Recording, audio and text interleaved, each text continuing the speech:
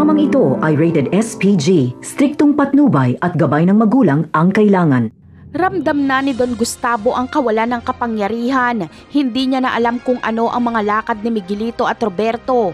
Binabaliwala na siya at hindi na pinapakinggan. Makukumpirma ni Gustavo na sinadya ni Roberto na hindi siya manalo.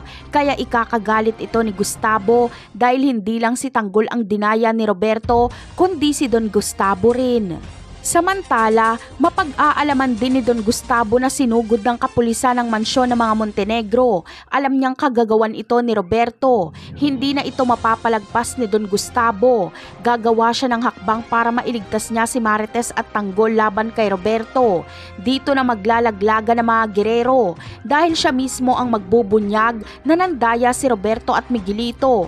Ipapanawagan ni Don Gustavo na magkaroon ng recount. Umaasa siyang manalo pa siya dahil dinaya lang din naman siya ni Roberto. Kaya naman, mas lalong magiging magulo ang Maynila. Kabi-kabila ang protesta at isinisigaw ng mga tao na panalo si Tanggol. Pangungunahan ni Tinding at Roda ang mga protesta.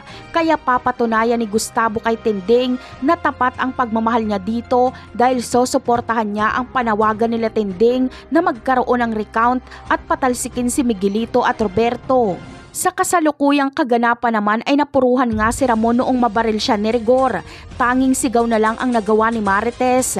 Nakita ni Tanggol ang pangyayari kaya raratratin niya si Rigor. Agad nalalapitan ni Marites si Ramon para tingnan ang sitwasyon nito. Ito ang dahilan noon ni Tanggol kung bakit ayaw niyang tumira sa mansyon si Marites. Dahil ayaw niyang malagay ito sa panganib. Alam kasi ni Tanggol noon na darating ang araw na may mga kalaban na susugod sa mansyon. Napakarami pa nating dapat abangan sa mga susunod na episode. Paalam!